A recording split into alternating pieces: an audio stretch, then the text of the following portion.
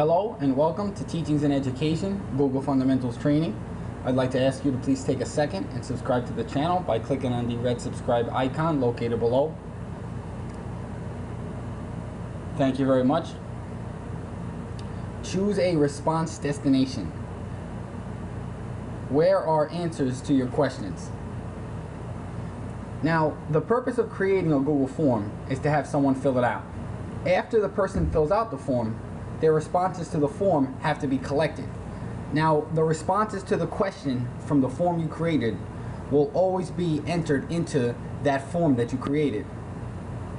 However, you also have the option of collecting your forms on a new spreadsheet or an existing spreadsheet. So I'll take you to a Google form into Google Drive and I'll show you how this looks. So let's check it out. So let's take a look at this Google form right here, Geometry Form 102. Now I just want to say that the responses you'll see in this form are actually my friends' names, not the names of any students. You can see how many people responded to the form right here where it says responses, and by the number 4. The number 4 indicates that I have 4 submissions to the form. If 5 people submitted the form, this number would be 5. If 6 people submitted the form, this number would be 6. Now, the good news is that your responses will always be saved on the form that you created.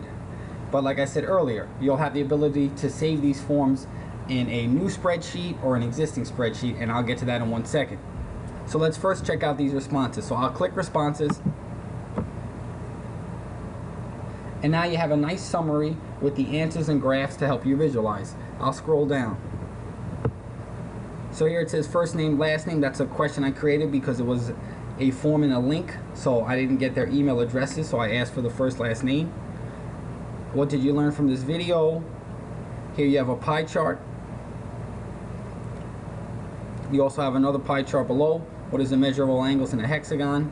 What's the sum of all angles in a 9-sided figure? And 50% of the students chose 1260. So right now, again, we're on the summary page, but perhaps you'd like to look at an individual student. And if you want to look at an individual student's response, you can click on individual.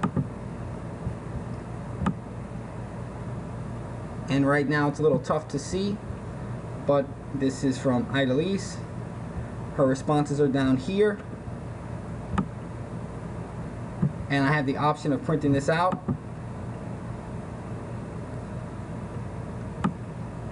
There are her responses, and you can print it out if you like for safekeeping.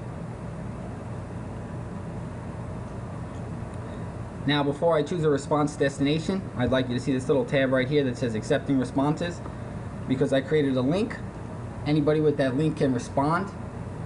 So say I created a survey where any number of people can fill out that survey and send it back to me, and perhaps I'm getting way too many responses. I can just click this, and now I'm not accepting any responses. And if I'd like to take that off, I just click it again. Now let's get to the good part. Now look at this green sideways cross icon here. It says create a spreadsheet. This allows us to create a brand new spreadsheet. So if I want to take this information with all 4 students and create a spreadsheet of that information for safekeeping, I'll click this icon here. And now I have a choice of creating a new spreadsheet or selecting an existing spreadsheet and adding these answers to that existing spreadsheet. So for the first time, we'll just do create a new spreadsheet, and let's press create. If you take a look at this, it's very similar to Microsoft Excel.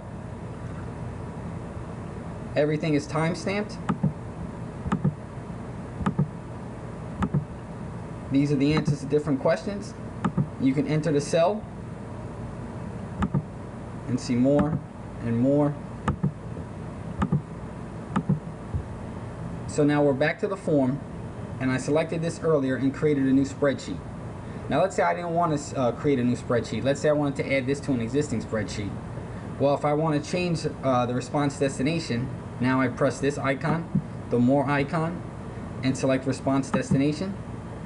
And it's just like we had before, and it shows that I had selected create a new spreadsheet. So I can change that and select existing spreadsheet.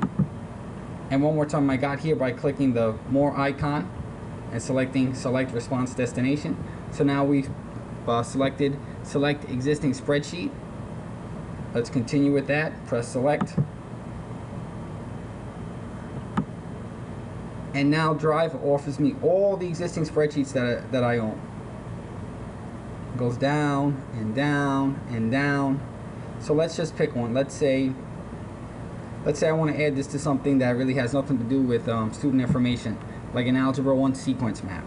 I'll select this, press select, and it's right now linking to that spreadsheet as it says below. I'll press open to check it out. And now the Algebra 1 sequencing map spreadsheet also has the answers to the Google Form 102. These are the responses to the Google Form 102. And it originally looked like this on the first sheet. So this is what it originally was. Something like this.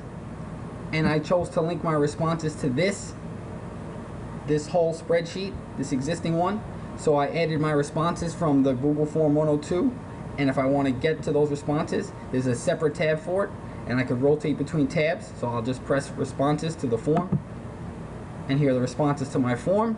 And if I want to go back to what we just originally had as a sheet with the sequence map, go back to the sheet, go back to my responses to the form, and I can go back and forth, back and forth. So we went over the two possible choices for storing your information, whether it be in a new spreadsheet or an existing spreadsheet. If you go through Google Fundamentals training, they actually suggest a new spreadsheet, but I think it gets a little bit tricky with all those spreadsheets, and I would go with the existing spreadsheet for like a course or something like that. But it's actually your preference. So right now I would like to say thank you for your time, and please watch the next video in the series, Promoting Digital Citizenship.